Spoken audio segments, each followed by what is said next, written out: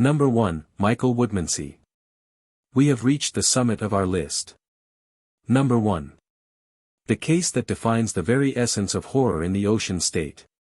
While other criminals on this list terrified the public with brute force or explosions of rage, the man at the top terrifies us for a different reason. He represents the quiet, creeping malice that lives behind closed doors. Michael Woodmansey is number 1 because his crime was not just a murder, it was a total, grotesque desecration of a child, coupled with a psychological torture of a family that lasted for 7 agonizing years. He proved that the monster isn't hiding under the bed, he is living right down the street, watching you from his window. To understand why this case is the open wound of Rhode Island history, we must travel back to a time of innocence. The year was 1975. The location was Peacedale, a sleepy village within the town of South Kingstown. It was the kind of neighborhood that defined the American dream, safe, leafy, and filled with the sounds of children playing. It was a place where doors were left unlocked and neighbors were family. On the afternoon of Sunday, May 18, 1975, 5-year-old Jason Foreman was outside playing. Jason was a bright, energetic boy with blonde hair and a spirit that couldn't be contained. He was exploring his world, running across the lawns, living in the moment. His father, John Foreman, was at home. It was a beautiful spring day, the kind of day that feels like it will last forever. But as the late afternoon shadows began to stretch across the streets of Peacedale, the silence of the neighborhood changed. Jason didn't come home for dinner. At first, there was annoyance. Then, concern. And finally, a cold, gripping panic. In a town this small, children didn't just vanish. John Foreman went out into the street, calling his son's name. Jason. Jason. The only answer was the rustling of the wind in the trees. The police were called.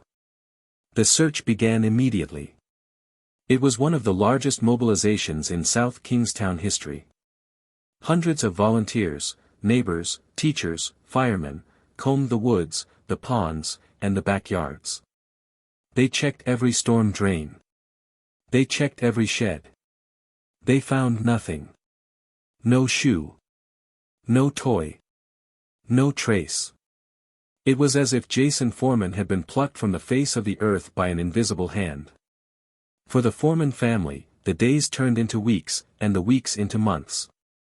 The agony of not knowing is a specific kind of hell. John Foreman refused to let his son be forgotten. He became a fixture in the community, distributing flyers, chasing down leads, keeping the pressure on the police. He walked the streets of his neighborhood every single day, scanning the horizon, hoping to see his little boy running home.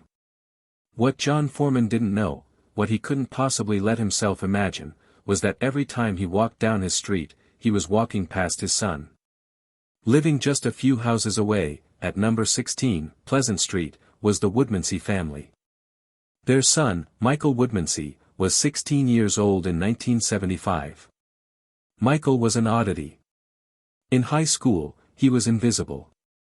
He didn't play sports. He didn't have girlfriends. He spent his time in his room.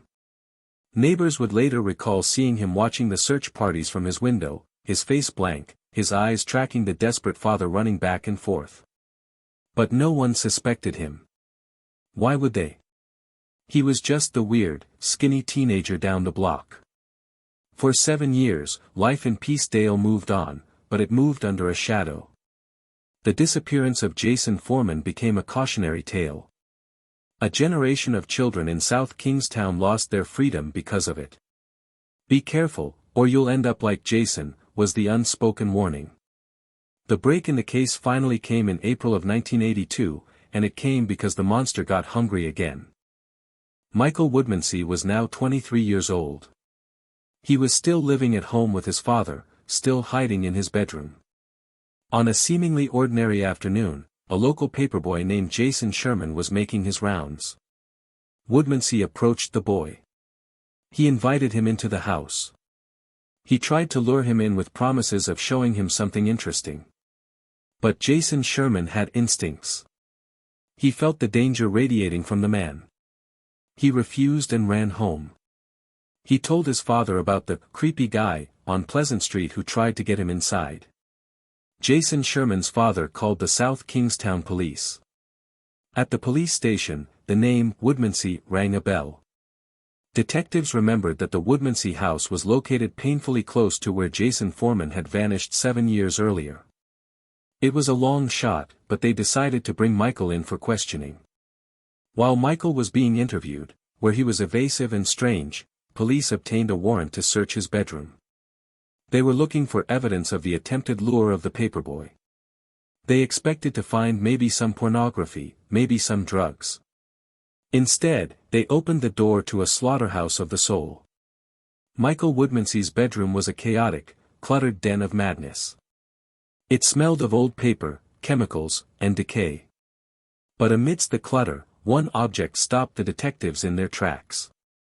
Sitting on top of a dresser, displayed openly like a trophy, was a human skull. It had been cleaned. It had been polished. It was bleached white. The detectives froze. They carefully bagged the skull. They continued the search. In a box, they found more bones, clean, processed, and preserved. They found evidence of taxidermy. When the medical examiner analyzed the skull, the dental records confirmed the impossible tragedy. It was Jason Foreman. The 5-year-old boy had not been taken by a stranger in a van. He had been taken by the 16-year-old neighbor. He had been killed inside that house. And for 7 years, while his father wept and searched just yards away, Jason's remains had been sitting on a dresser, treated as a decoration. But the physical evidence, as horrific as it was, paled in comparison to the psychological evidence found in the room. The police found Michael Woodmansey's journals. If you want to stare into the abyss, you read the writings of Michael Woodmansey. The contents of these diaries were so disturbing that for decades, the state of Rhode Island fought to keep them sealed from the public. In his neat handwriting, Michael chronicled his descent into inhumanity. He described the day of the abduction. He described luring Jason into the house. He described the murder itself, strangulation, with a cold, scientific detachment. But then, the journals crossed the line into nightmare territory. Woodmansey wrote about what happened after death. He wrote about his curiosity regarding human flesh. The word cannibalism is often thrown around in horror movies, but in this case, the evidence was compelling and nauseating. The journals described the process of shellacking the bones to preserve them. They described the consumption of the flesh. He wrote about eating the meat of his victim to keep him close, to make him a part of himself forever. He viewed the child not as a human being, but as a specimen to be harvested. The revelation hit South Kingstown like a nuclear bomb. The betrayal was absolute. John Foreman had to grapple with the realization that the polite neighbor he had likely waved to was eating his son. The legal system was now faced with a dilemma. Rhode Island did not have the death penalty. If they went to trial, the graphic details of the cannibalism would be broadcast to the world.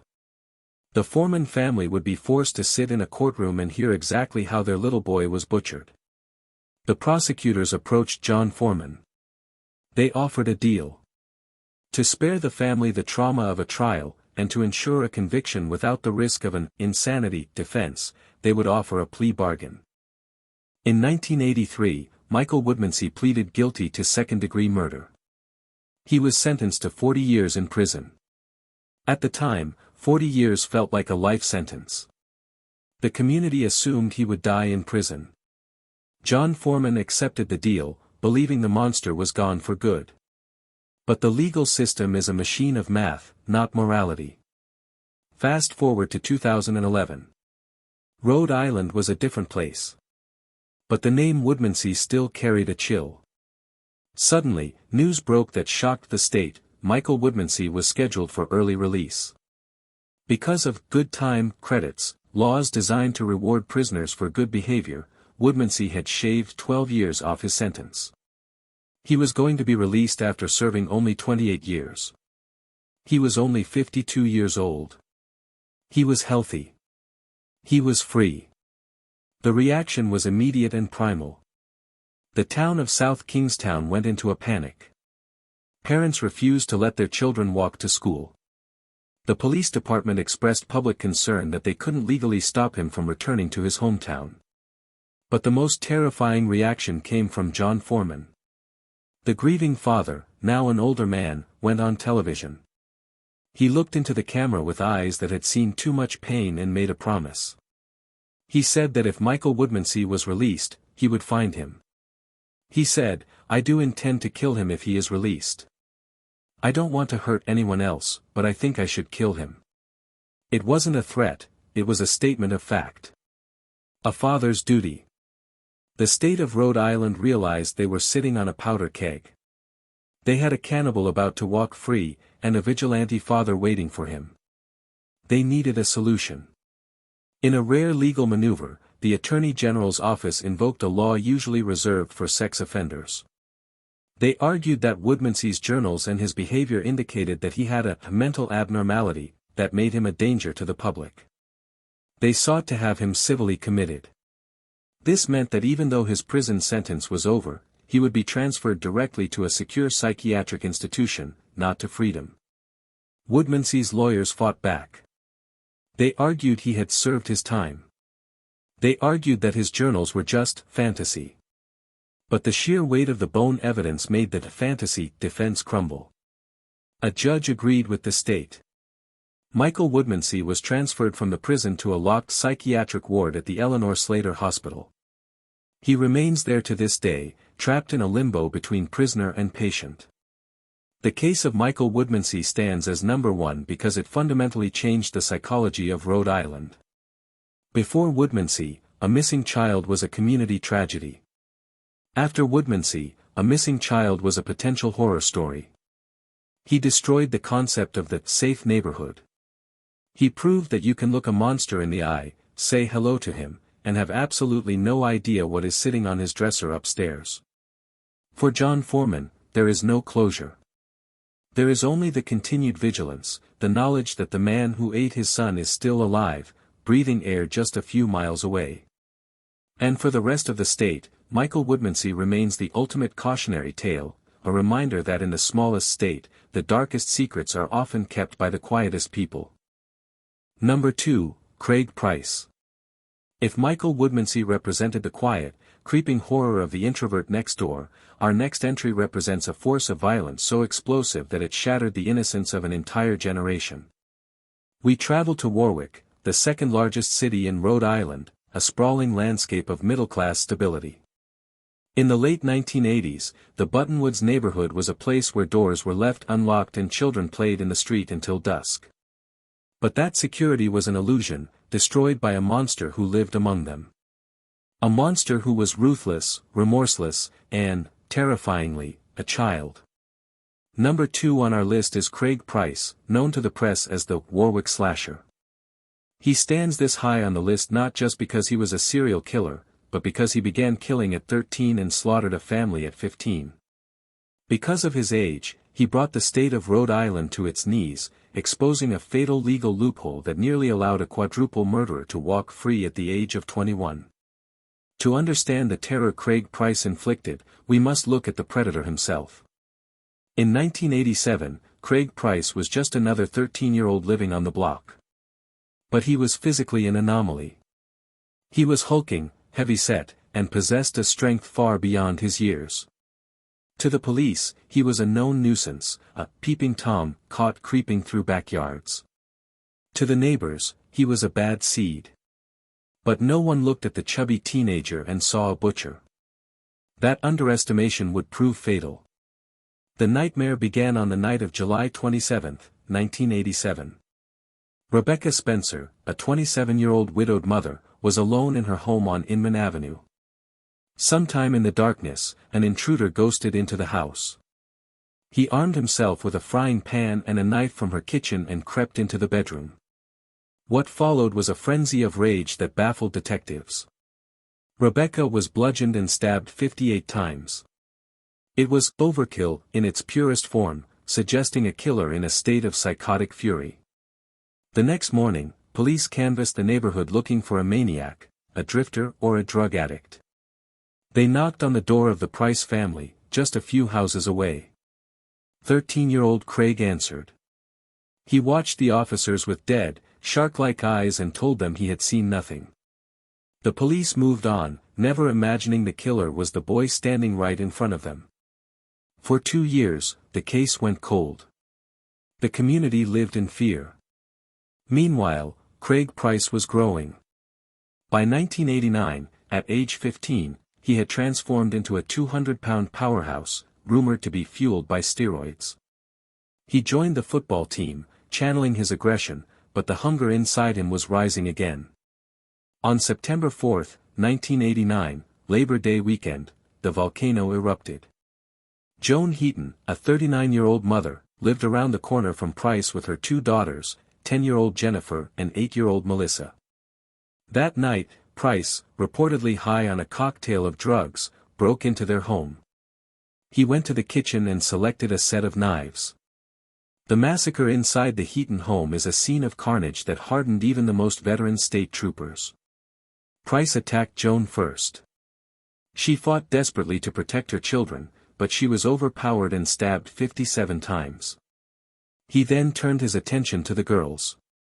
Jennifer and Melissa were hunted down in their own home. He stabbed 10-year-old Jennifer 62 times. He stabbed 8-year-old Melissa 30 times. He didn't just kill them, he obliterated them. In a detail that speaks to his absolute lack of humanity, after the slaughter, he didn't flee in panic. He calmly washed his hands in their bathroom sink, looked at his work, and slipped back out into the night, leaving the ruined family to be found.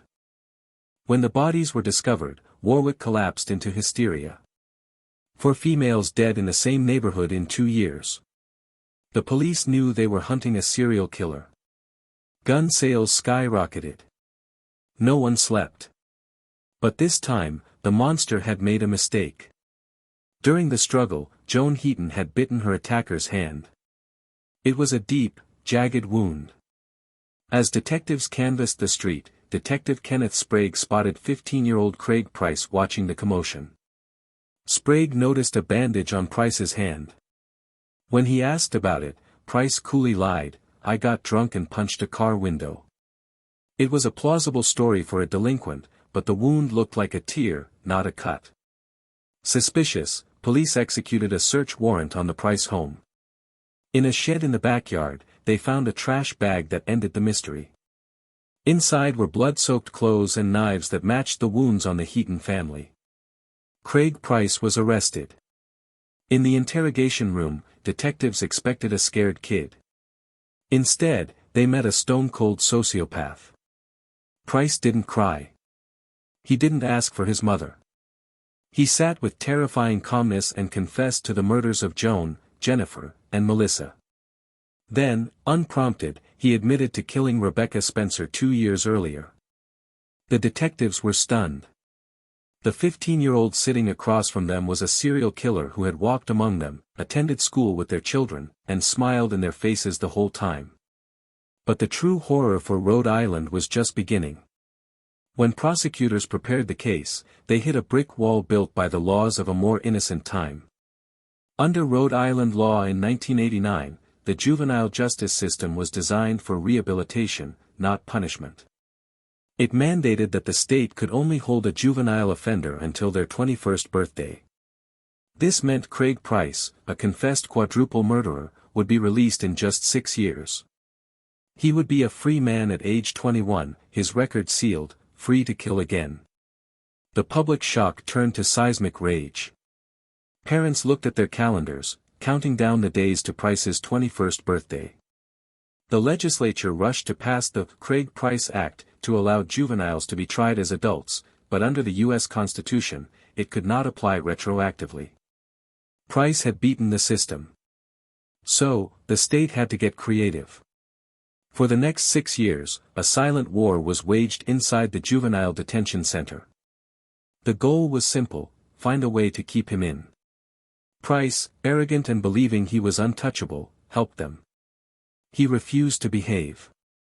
He threatened guards, got into fights, and bragged that he would snuff out officers. He famously threatened to kill a person for every year he had been locked up once he got out. The state seized on every infraction. They couldn't hold him for the murders, but they could charge him as an adult for crimes committed while incarcerated.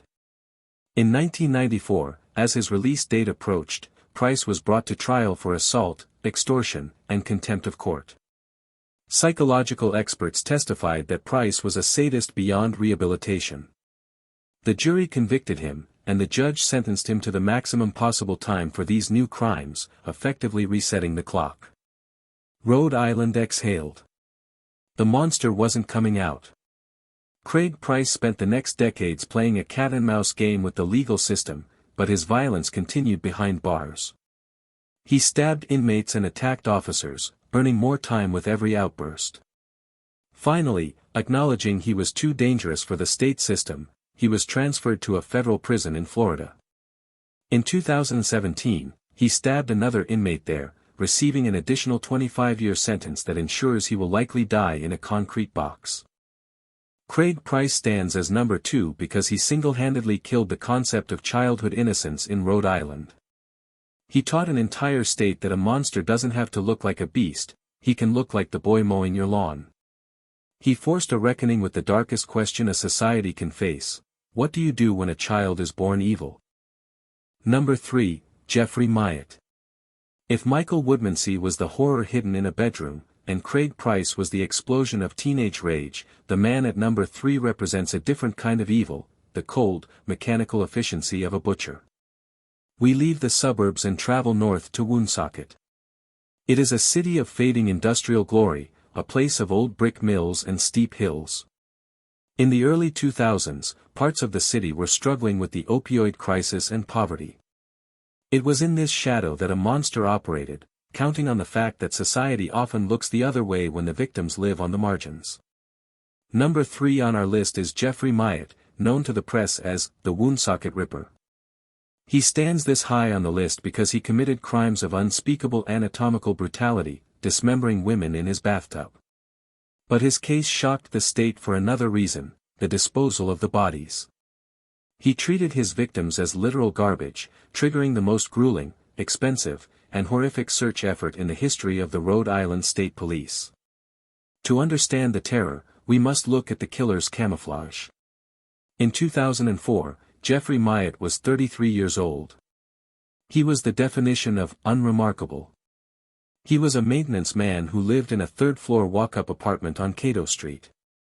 He was bald, wore thick glasses, and was described by neighbors as quiet and polite. He was the guy who fixed your sink. He was the guy who held the door for you. But inside the apartment on Cato Street, Myatt was living out a fantasy of total domination. His targets were women who were struggling, sex workers and those battling addiction. He chose them because of a cruel theory known in criminology as the less dead. He believed that because these women lived risky lives, the police wouldn't look for them, and the public wouldn't care if they vanished. Between 2003 and 2004, 3 women disappeared into the void: Audrey Harris, Christine Dumont, and Stacy Goulet. Myatt's method was efficient and terrifying. He would pick the women up in his car, drive them back to his apartment, and attack. He didn't use weapons to kill, he used his massive hands to strangle them.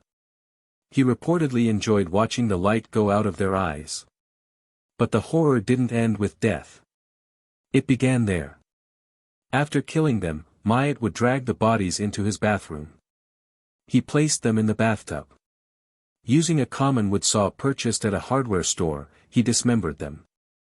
He cut them into pieces small enough to fit into standard black trash bags. And then, he did the unthinkable. He didn't bury them in a secret grave. He didn't weigh them down in a lake. He simply walked downstairs and threw the bags into the neighborhood dumpster. He waited for the garbage truck to come on collection day, watching as the remains of human beings were crushed into the back of a municipal truck and hauled away. For months, Jeffrey Myatt lived with this secret. He went to work. He watched TV. He slept in the apartment where he slaughtered women. But in the summer of 2004, his arrogance led to his downfall. He attacked a woman who fought back. She managed to escape his apartment and fled to the police. She described a bald man with glasses driving a distinct car.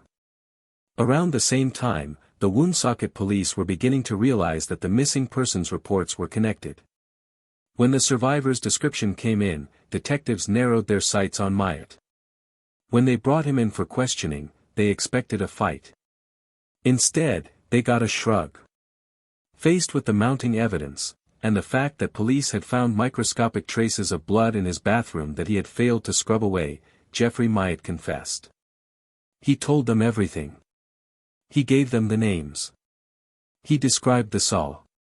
And he told them where the bodies were. I put them in the trash, he said. This admission triggered a nightmare for the state of Rhode Island. The trash from Woonsocket goes to the central landfill in Johnston. This is a massive, sprawling mountain of waste that receives tons of refuse every single day. The police were faced with an impossible task: find the scattered remains of 3 women in a literal mountain of garbage. For weeks, the people of Rhode Island watched the news in horror as the search unfolded. It was a scene from hell. Detectives and recruits from the State Police Academy were forced to don full hazmat suits and respirators. Under the baking summer sun, surrounded by the stench of rotting waste and swarms of seagulls, they raked through the landfill by hand. They were looking for a needle in a haystack, but the needle was bone and flesh. Against all odds, they succeeded. They found a human arm. Then a leg. DNA testing confirmed the remains belonged to the missing women. The discovery brought a finality to the families, but it also brought a collective trauma to the state. The image of officers digging through trash for human beings broke the hearts of Rhode Islanders. In 2006, Jeffrey Myatt pleaded guilty to 3 counts of murder. He was sentenced to 2 consecutive life terms plus 10 years. He sits in prison today, a monster who looks like a librarian. Jeffrey Myatt is number 3 because he exposed the vulnerability of the invisible class. He proved that a serial killer doesn't need a dungeon, he just needs a bathtub and a trash can. His legacy is the smell of the landfill and the grim reminder that for a few months in 2004, the most dangerous place in Rhode Island was a quiet apartment on Cato Street. Number 4, Adam Emery. We leave the gritty streets of Woonsocket and travel back to the summer of 1990.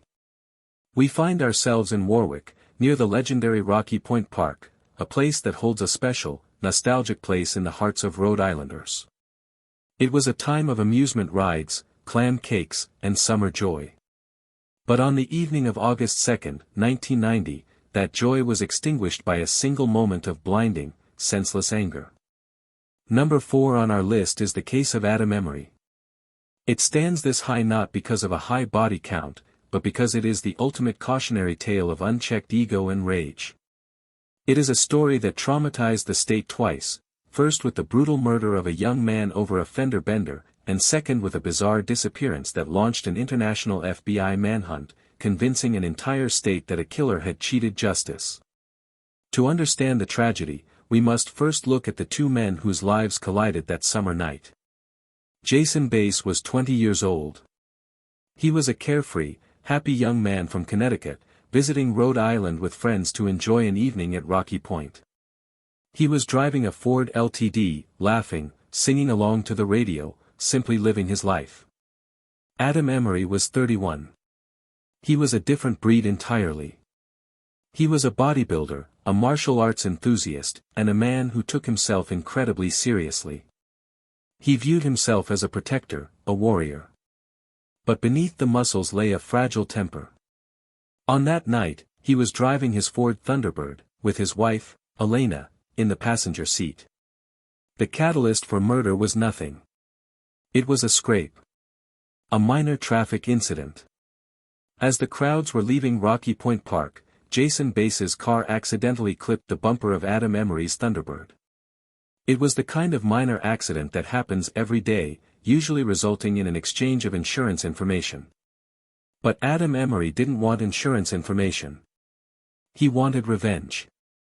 When Jason Bass, perhaps panicked by the confrontation or simply trying to navigate the traffic, kept driving, Adam Emery snapped. He didn't see a scared kid, he saw an enemy. Emery hit the gas. He chased Jason Bass through the streets of Warwick. It was a high-speed pursuit fueled by adrenaline and fury. The chase ended on a side street. Jason Bass's car was cut off. Adam Emery jumped out of his vehicle. But he didn't come out to yell. He came out armed. He was carrying a military-style knife. Witnesses watched in horror as Emery stormed up to the driver's side window. He plunged the knife into Jason Bass's chest, piercing his heart. Jason Bass died over a scratched bumper. Adam Emery was arrested at the scene. He claimed self-defense. He claimed he thought Jason Bass was reaching for a weapon. He claimed he was protecting his wife. But the facts painted a different picture, a grown man hunting down a college student and executing him in the street. The trial in 1993 gripped the state. Emery arrived at court every day looking like a soldier, stoic, muscular, unrepentant. His wife, Elena, stood by his side, fiercely loyal. She was a tragic figure in her own right, completely dominated by her husband's intensity. The jury didn't buy the self-defense theory. On November 10, 1993, Adam Emery was convicted of second-degree murder. He was facing 20 years to life in prison. But then, the Rhode Island legal system did something that would haunt it for decades. In a move that shocked the public, the judge allowed Adam Emery to remain free on bail pending his formal sentencing. The logic was that he needed time to get his affairs in order. It was a controversial decision. You had a convicted murderer, a man with a history of explosive violence, walking out of the courthouse a free man. Adam Emery used his freedom to plan his final act. Just hours after the verdict, Adam and Elena Emery were seen buying athletic ankle weights and duct tape at a sporting goods store. They then drove their Toyota Camry to the Claiborne-Pell-Newport Bridge. The Newport Bridge is the crown jewel of Rhode Island infrastructure, a massive suspension bridge spanning the Narragansett Bay. It is beautiful, but it is also deadly.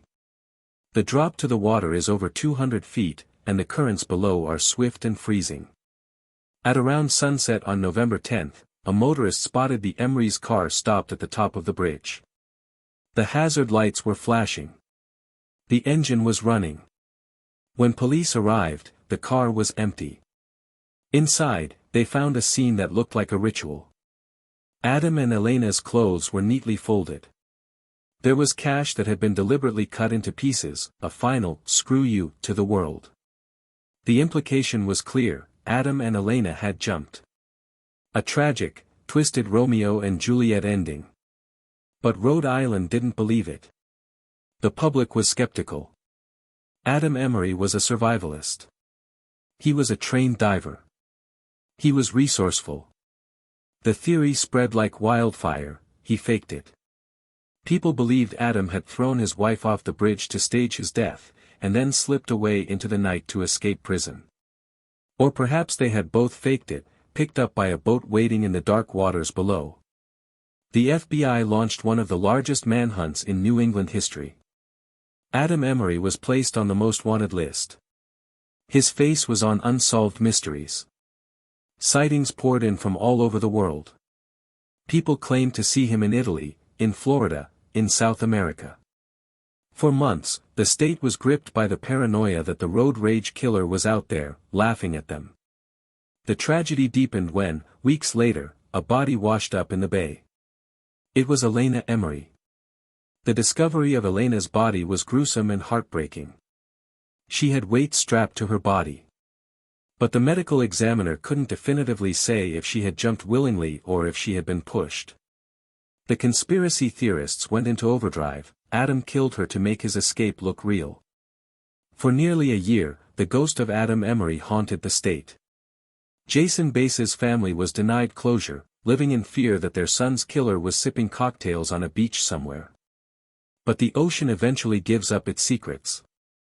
In late 1994, a commercial fishing trawler dragging a net across the bottom of Narragansett Bay pulled up something heavy. It wasn't fish. It was a human skull and scattered bones. Forensic analysis confirmed the truth that no one wanted to believe. It was Adam Emery. He hadn't run. He hadn't escaped. He had strapped heavy athletic weights to his ankles, grabbed his wife's hand, and leaped into the freezing black water. The weights had dragged him straight to the bottom, anchoring him in the mud while the currents tore his body apart over the months. The case of Adam Emery is number 4 because it was a roller coaster of trauma for the state.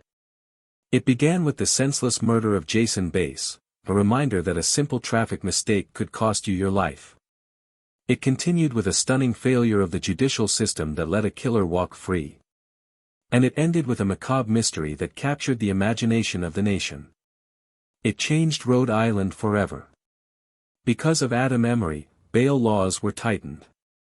You can no longer be convicted of murder and simply walk out of the courthouse to settle your affairs. But for the locals, the legacy is found on the bridge. When you drive over the Newport Bridge at night, looking down at the dark water, it is hard not to think of the tragedy that played out there. The arrogance of a man who took a life because of a scratched bumper, and then took his own wife down with him into the abyss, leaving behind nothing but pain and a cautionary tale about the destructive power of rage. Number 5, Claus Von Bülow. We trade the asphalt of the Newport Bridge for the manicured lawns of Bellevue Avenue. We travel to Newport, the playground of America's aristocracy. It is a world of yachts, private clubs, and colossal mansions that stand as monuments to the Gilded Age. In 1980, inside one of these palaces, a sprawling estate known as Clarendon Court, a tragedy unfolded that captivated the entire world. Number 5 on our list is the saga of Claus and Sonny Von Bülow. It stands on this list because it proved that in Rhode Island, darkness does not discriminate based on tax brackets. It shocked the state because it pulled back the velvet curtain of the elite, revealing a rotting core of drug abuse, infidelity, and alleged attempted murder. It is a story so cinematic that Hollywood turned it into the Oscar-winning film Reversal of Fortune, but for the people of Rhode Island, it was a very real, very expensive, and very disturbing legal war. To understand the scandal, we must meet the players. Martha "Sonny" Von Bülow was American royalty. She was an heiress to a massive utilities fortune, a woman of immense wealth and fragile beauty. She was the princess in the tower. Her husband, Claus Von Bülow, was a Danish-born socialite. He was tall, aloof, and possessed a dry, icy wit. To the public, he was the devoted husband. To the private staff of Clarendon Court, he was a man who seemed bored with his wife and eager for her fortune. The trouble began in December of 1979. The family had gathered at Clarendon Court for Christmas. The mansion was decorated, the staff was preparing feasts, but Sonny was unwell. She was acting strange, slurring her speech, uncoordinated, weak. On December 27, she slipped into a coma. She was rushed to the hospital. Doctors were baffled.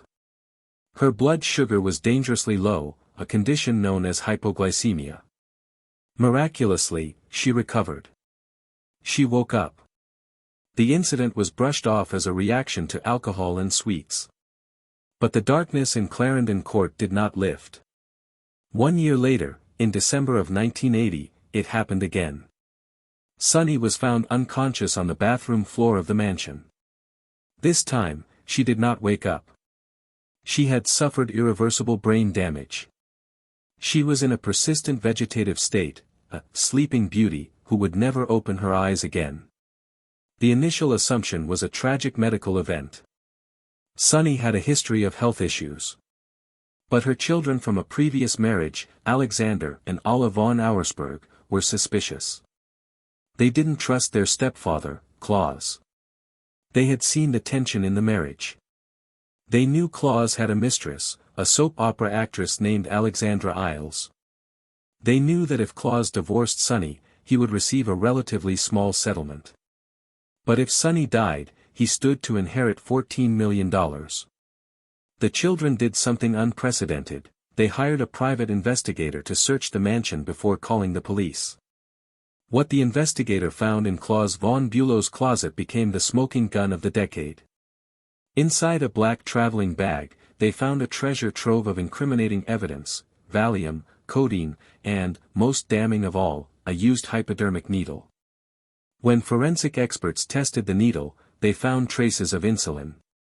The theory was constructed: Claus von Bülow, the cold and calculating husband, had been injecting his wife with insulin to induce a coma that would look like natural hypoglycemia.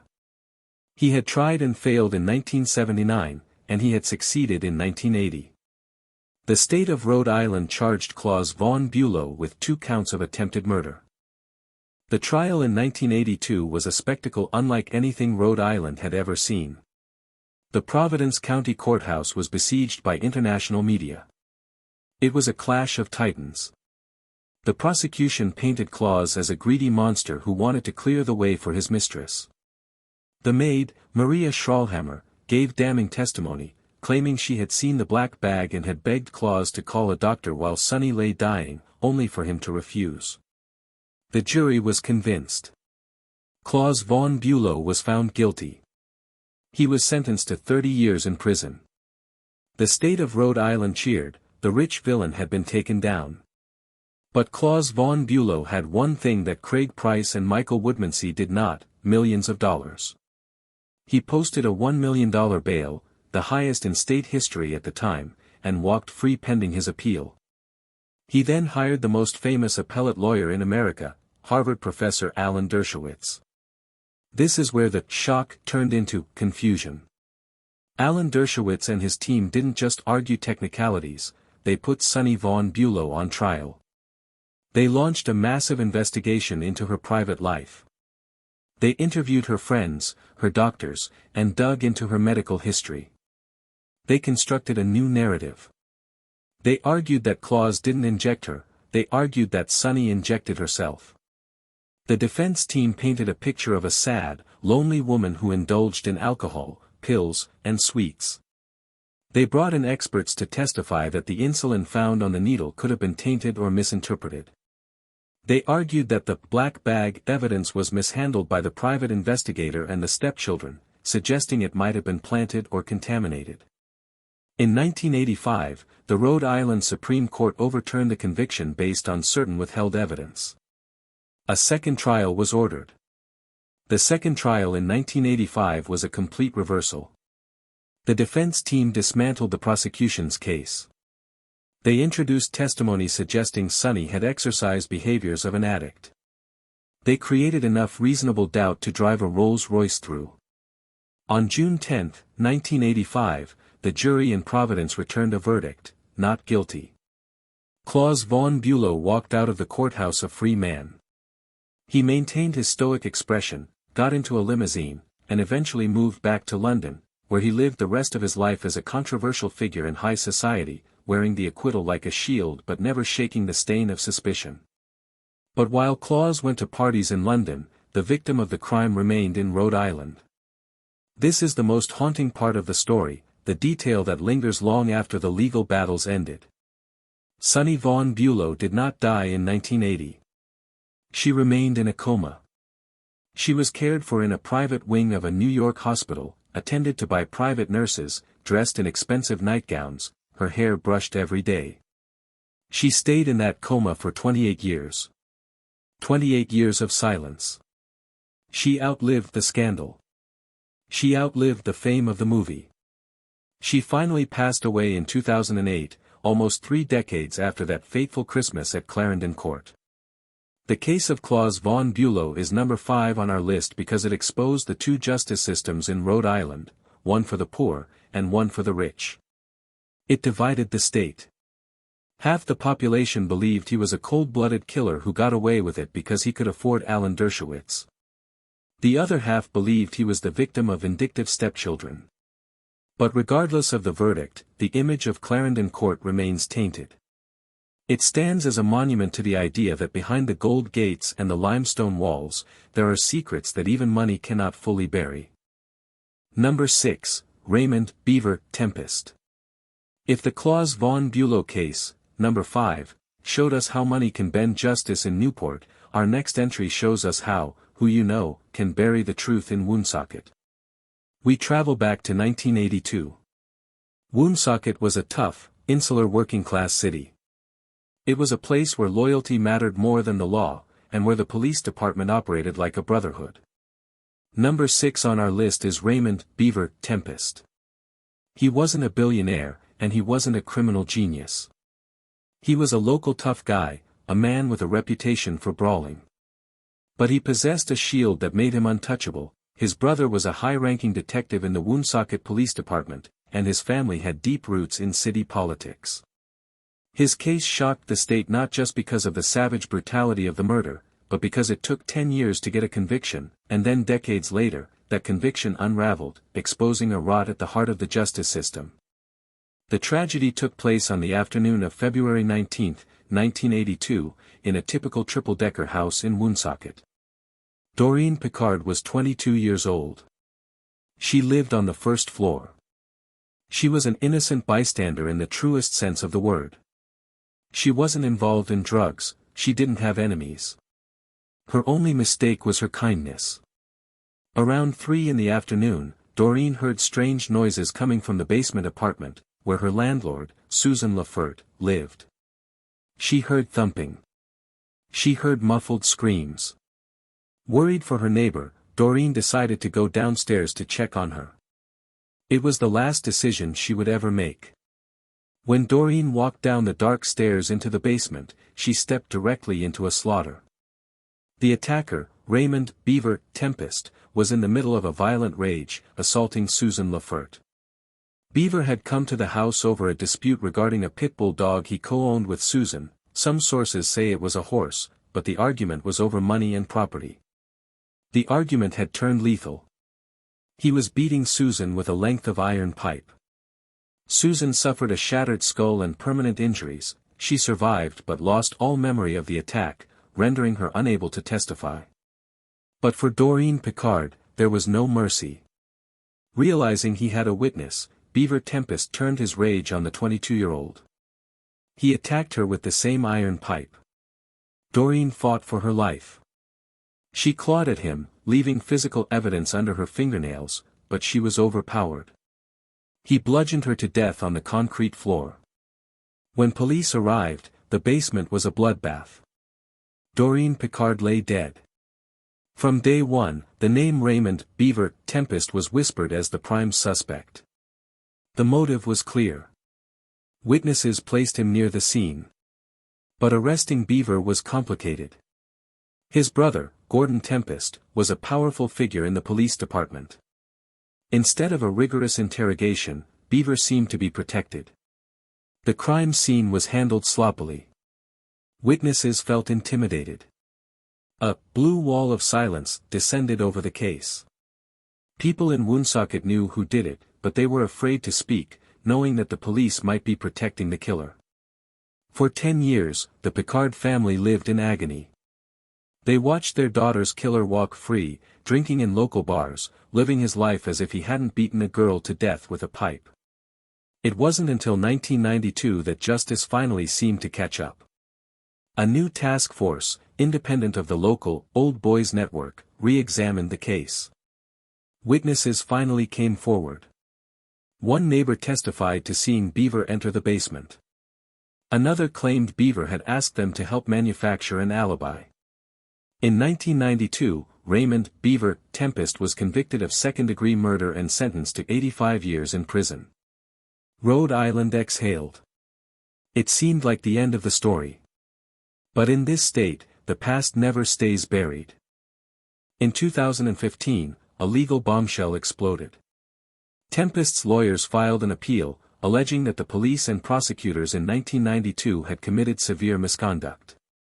The investigation into the original investigation revealed a dirty truth. Woonsocket police officers, desperate to finally convict Beaver, or perhaps to cover up their earlier leniency, had coached witnesses. They had suppressed evidence that pointed to other suspects. They had promised deals to other criminals if they testified against Beaver. A Superior Court judge made a stunning ruling. Although the evidence against Beaver was strong, the process had been so polluted by police corruption that the verdict could not stand. The conviction was vacated. Raymond Beaver Tempest, after serving more than 20 years, walked out of prison in 2015 to await a new trial. The Picard family was devastated all over again. Finally, in 2016, the saga ended with an Alford plea. In this bizarre legal arrangement, Beaver Tempest did not admit guilt, but acknowledged the state had enough evidence to convict him. Since he had already served 24 years, he was sentenced to time served and released. The image of Raymond Beaver Tempest walking out of the courthouse a free man, celebrating with a barbecue at his home, remains a bitter pill for Rhode Island. He stands as number 6 because his case represents the ultimate failure of the system. It showed that when police protect their own, the truth gets twisted. It reminds us that in Rhode Island, sometimes who you are is more important than what you did. And tragically, it leaves behind the memory of Doreen Picard, a brave young woman who died simply because she went downstairs to help a friend. Number 7, Joan Shannon. We move now to Bristol, a town famous for having the oldest 4th of July parade in America. It is a place of red, white, and blue pride, waterfront homes, and quiet suburban life. In 2006, at a modest house on High Street, lived David and Joan Shannon. They appeared to be the picture of a typical Rhode Island couple. David was a 41-year-old manager at a local plumbing supply company. He was a big man, hard-working, and devoted to his 2 stepchildren. Joan was his wife, the homemaker who packed his lunch and kissed him goodbye in the morning. But number 7 on our list is Joan Shannon because she proves that a smile can hide a lethal intent. She is Rhode Island's most infamous Black Widow. She didn't use a gun or a knife to end her marriage.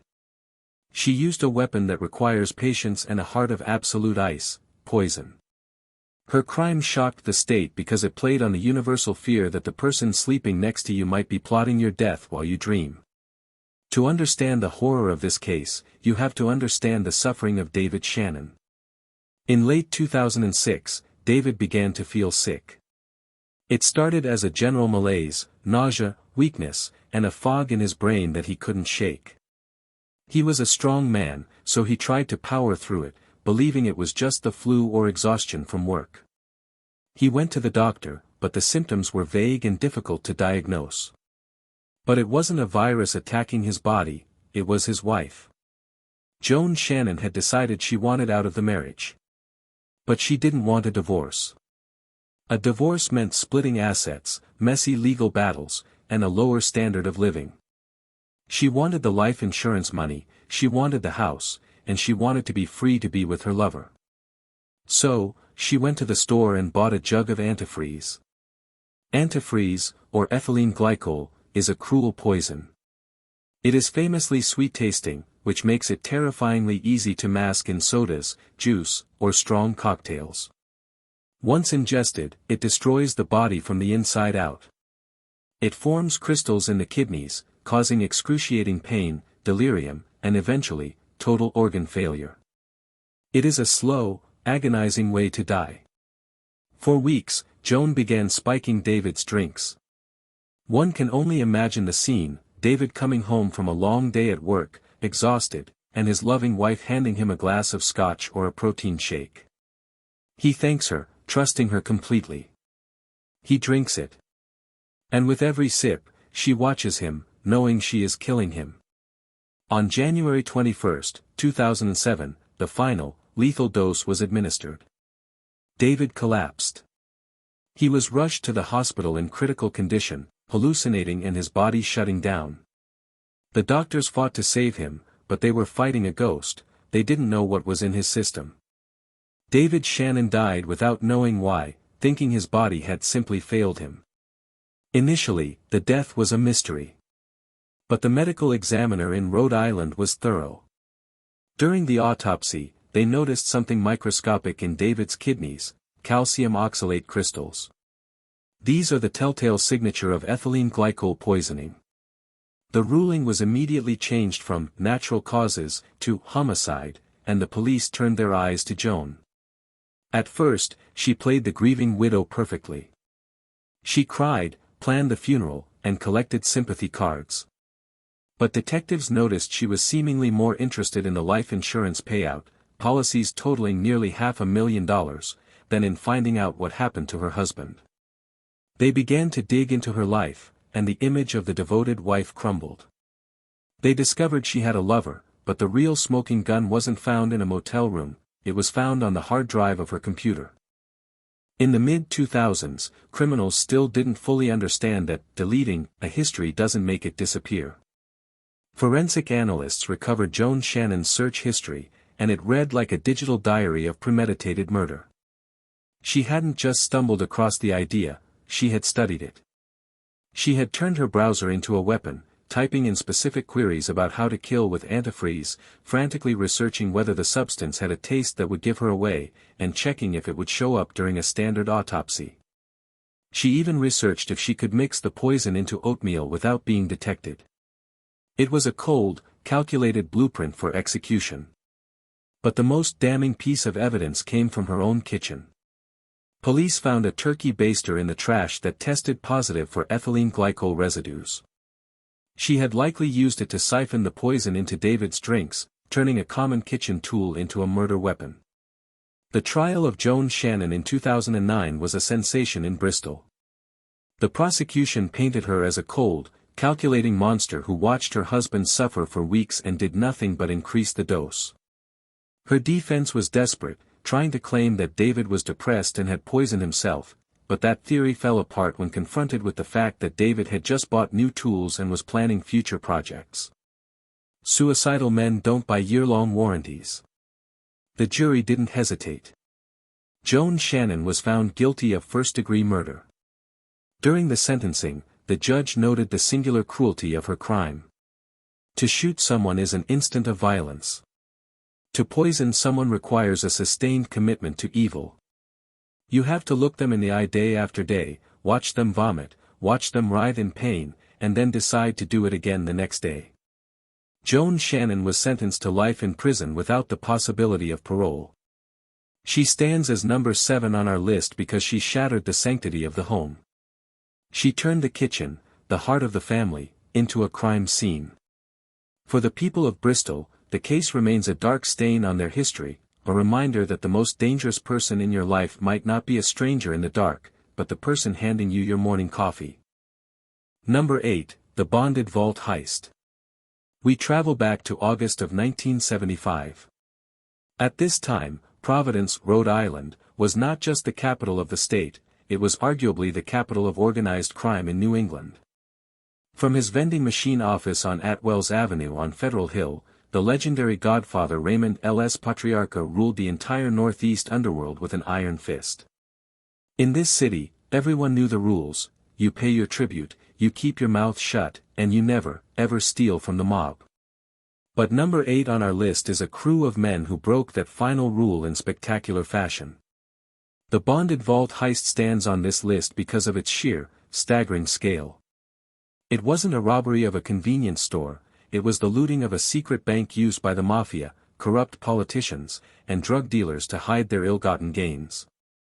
The result was a $30 million haul, an amount worth over $140 million today, and a chaotic aftermath of betrayal and murder that turned the streets of Providence into a war zone. To understand the heist, you have to understand the target. Hudson Fur Storage was a nondescript brick building on Cranston Street. To the public, it was a place where wealthy ladies stored their mink coats during the humid summer months. But inside the facility, hidden behind a massive steel door, was the bonded vault. It contained 146 large safe deposit boxes. These boxes weren't for grandmothers keeping savings bonds, they were used by bookies, loan sharks, and high-level wise guys who couldn't put their cash in a federally insured bank. It was an open secret in the underworld that the bonded vault was the Fort Knox of crime. On the morning of August 14, 1975, a crew of 8 men decided to crack it open. The team was a mix of career criminals, led by a man named Robert, the Dr. Dessau, a safecracker and thief with a reputation for precision. They had inside information. They knew the layout. They knew the security was lax. At around 8 in the morning, the robbers, dressed in jumpsuits and wearing ski masks, burst into the facility. They rounded up the employees, including the manager, and pistol-whipped them into submission. They forced the manager to disable the alarm and open the massive vault door. What they found inside went beyond their wildest dreams. When they started prying open the safe deposit boxes, they weren't just finding stacks of bills. They found gold bars. They found bags of loose diamonds. They found rare coins. They found so much cash that they ran out of duffel bags and had to start stuffing the loot into pillowcases and garbage bags found on the premises. The floor was literally ankle-deep in money. It was a chaotic frenzy of greed. After ransacking the vault for hours, the crew fled, their van groaning under the weight of the stolen fortune. They got away clean. It seemed like the perfect crime. But almost immediately, the perfect crime turned into a perfect nightmare. The problem with stealing $30 million from the mafia is that the police aren't your biggest worry. The people you stole from are. When news of the heist broke, the Providence underworld went into a state of nuclear meltdown. Raymond Patriarca was apoplectic. It turned out that a significant portion of that money belonged to made men and high-ranking associates. The robbers hadn't just stolen from strangers, they had stolen from the hand that fed them. Furthermore, the victims of the robbery couldn't go to the police. A drug dealer can't walk into a police station and say, "Officer, someone stole my $100,000 of cocaine profits." This meant the police investigation was bizarrely difficult because no one wanted to claim the stolen property. The official police report listed the stolen value as a measly few $1,000s, while the streets knew it was $30 million. The heat on the robbers came from two directions. The police were hunting them, and the mob was hunting them to kill them. The crew began to crack under the pressure. They had made a fatal mistake, they started spending the money. Robert Dessau took his share and fled to Las Vegas. He started living like a king, gambling thousands of dollars a night, buying women, and drawing massive attention to himself. He was eventually arrested in Vegas, not for the heist, but for a minor infraction that led police to run his prints. Facing a lifetime in prison, and knowing the mob had put a hit out on him, Dessau did the unthinkable, he flipped. He called the Rhode Island State Police and made a deal. He would give up the entire crew in exchange for protection. Dessau's testimony unraveled the whole plot. He named names, Charles, Chucky, Flynn, Gerald Tillinghast, and others. The subsequent trial was a media circus, featuring the surreal spectacle of mobsters testifying about stealing from other mobsters. But the most enduring mystery of the bonded vault heist is the money. Of the estimated $30 million in cash, gold, and jewels stolen that day, almost none of it was ever recovered. It vanished into the wind. Some of it was undoubtedly spent in Vegas casinos. Some was likely paid up the chain of command to buy lives. But rumors persist in Rhode Island to this day that burying grounds or hidden safes still contain bars of gold from the Hudson for storage. The bonded vault heist is number 8 because it captures a specific era of Rhode Island history, a time when the line between the cops, the robbers, and the politicians was blurry, and when a group of men could walk into a fur storage unit on a Thursday morning and walk out with the GDP of a small country. It was a crime of audacity that proved that in the Ocean State, even the banks have secrets. Number 9, Nicholas Alahverdian. We leave the smoky backrooms of the mafia and step into the strange, digital wilderness of the 21st century. Number 9 on our list is a man who didn't shock Rhode Island with a single act of violence, but rather with a lifetime of deception so elaborate, so audacious, and so bizarre that it captivated the entire world. He was known to the Rhode Island State House as a crusader. He was known to law enforcement as a predator. And to the people of Scotland, he was known as a confused British academic named Arthur Knight. But his real name was Nicholas Alahverdian, born Nicholas Rossi, and his story stands on this list because it is the ultimate con. He is a man who faked his own death to escape justice for rape, only to resurface in a hospital bed across the ocean, putting on a performance that would make Hollywood actors blush. To understand the betrayal, we must look at the mask he wore in Providence. In the 2010s, Nicholas Alahverdian was a fixture in Rhode Island politics. He was a vocal, passionate advocate for foster care reform. He claimed to have been abused by the state's Department of Children, Youth, and Families, DCYF. He was charismatic and articulate. He lobbied legislators, testified at hearings, and was interviewed by local media.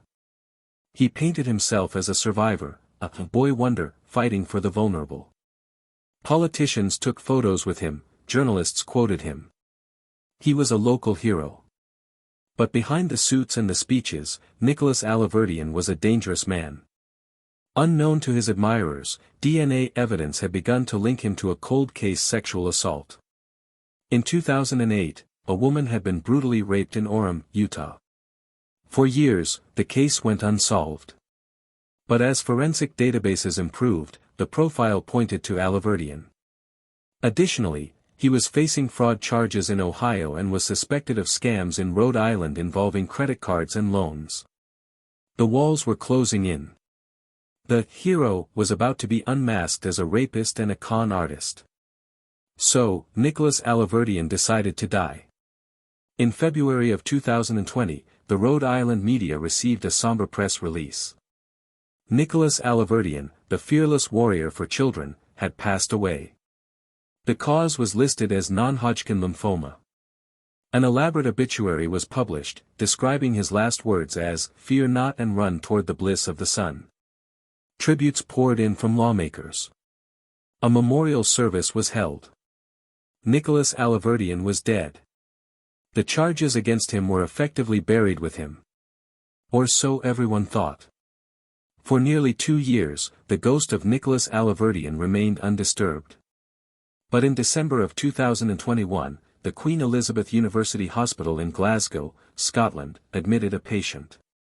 The man was suffering from a severe case of COVID-19 and needed to be intubated. The hospital staff knew him as Arthur Knight. He was an eccentric, bookish man who claimed to be an Irish orphan who had found success as a British academic. He spoke with a posh, slightly strangled English accent. He wore tweed. He looked frail. But Interpol had been watching. The DNA and fingerprints taken during his hospital admission triggered an international red notice. The man in the oxygen mask wasn't Arthur Knight. On December 13, 2021, Scottish police arrested the man in his hospital bed. They announced to the world that Arthur Knight was actually the fugitive Nicholas Rossi/Alahverdian. What followed was a year-long legal circus that felt more like a farce than a judicial proceeding. Nicholas Alahverdian refused to break character. Even as he sat in a wheelchair, hooked up to oxygen tanks, he insisted to the Scottish courts, and to television cameras, that this was all a terrible mistake. He claimed he had never been to the United States. He claimed the tattoos on his body, which matched Alahverdian's perfectly, had been planted by the police while he was unconscious in a coma. He claimed his fingerprints had been tampered with. He gave interviews to the BBC, gasping for air, adjusting his glasses, and speaking in his fake, high-pitched British accent. He scolded prosecutors for confusing him with "that monster" from Rhode Island. It was a performance of staggering commitment. He was playing the role of the persecuted intellectual to the bitter end. But biology does not lie. The fingerprints were a match. The tattoos, including a distinctive angel wing, were a match. The iris scans were a match. In Rhode Island, the news was met with jaw-dropping disbelief. The legislators who had mourned him felt sick. The journalists who had interviewed him realized they had been played. The man they thought was a dead hero was actually a living fugitive hiding in Scotland in a tweed jacket. In November 2023, after exhausting every absurd appeal, Nicholas Alahverdian was extradited back to the United States. He arrived in Utah to face the rape charges, still defiant, still maintaining the charade, though the mask had been thoroughly ripped away. Nicholas Alahverdian is number 9 because he represents a modern terror, the ability of a predator to shapeshift. He manipulated the child welfare system to build a shield of sympathy. He manipulated the media to fake his death. And he manipulated the legal system of 2 nations to delay justice. He is a reminder that sometimes, the most disturbing criminals aren't the ones hiding in the shadows, they are the ones standing at the podium, demanding your applause. Number 10, the Station Nightclub Fire. We conclude our journey through the darkness of Rhode Island not with a murder, but with a massacre. We travel to West Warwick, a blue-collar town that, on the night of February 20, 2003, became the center of the world's grief. Number 10 on our list is the criminal negligence case surrounding the Station Nightclub Fire. It stands as the final entry because the sheer scale of the death toll, 100 people killed, 230 injured, eclipses every other crime on this list combined. It shocked the state because it wasn't committed by a monster with a knife, it was committed by businessmen who cut corners to save a few dollars, and a tour manager who didn't check the rules. It is a story that proves that the most dangerous weapon isn't a gun, it is a piece of cheap packing foam. To understand the tragedy, you have to understand the venue. The station was a wooden, single-story roadhouse. It was a local favorite for rock and roll, a place where you could drink cheap beer and see bands from the 80s relive their glory days. On this freezing February night, the band was Great White, a hair metal group famous for their hit, Once Bitten, Twice Shy. The club was owned by two brothers, Jeffrey and Michael Durderian. In an effort to stop noise complaints from neighbors, the brothers had installed soundproofing around the stage. But they didn't buy expensive, fire-retardant acoustic foam. Instead, they bought flammable packing foam, the kind used to ship packages, because it was cheaper. They glued this highly combustible material all over the walls and ceiling surrounding the drummer's alcove. Unknowingly, they had lined the club with solid gasoline. The night began with excitement. The club was packed beyond capacity, filled with over 400 fans. At 11 o'clock, Great White took the stage. To open their set, the band's tour manager, Daniel Beachiel, triggered a pyrotechnic display. These were gerbs, cylindrical devices that shoot a fountain of sparks 15 feet into the air. Beachiel didn't have a permit for the pyro. He didn't check the clearance. The sparks shot up. They hit the ceiling. And they hit the foam. In video footage that has been seen by millions, you can see the moment the crime occurs. The foam doesn't just catch fire, it explodes. Within seconds, streaks of flame were racing across the ceiling like living things. At first, the crowd cheered. They thought it was part of the show. But then, the band stopped playing.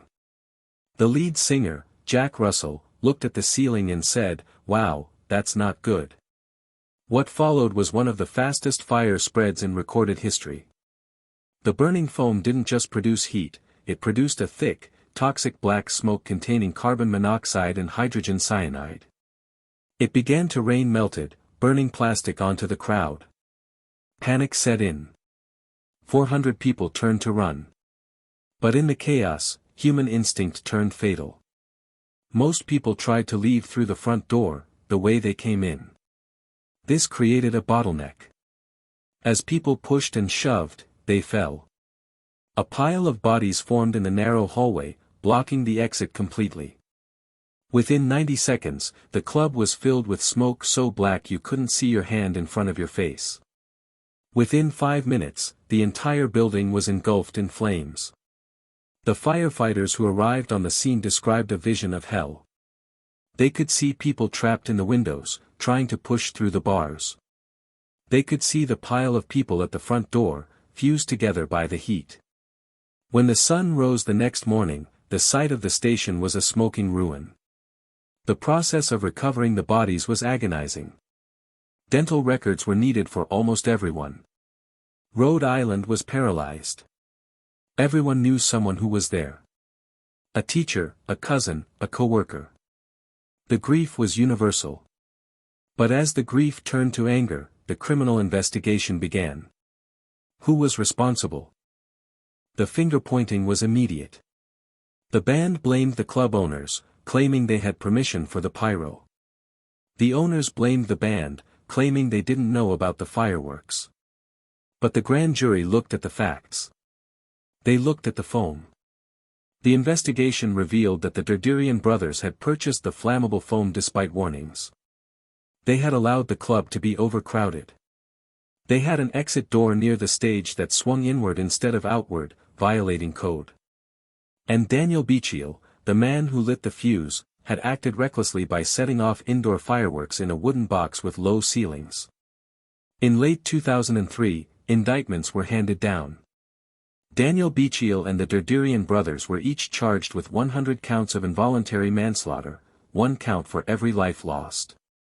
The legal conclusion was emotionally devastating for the families.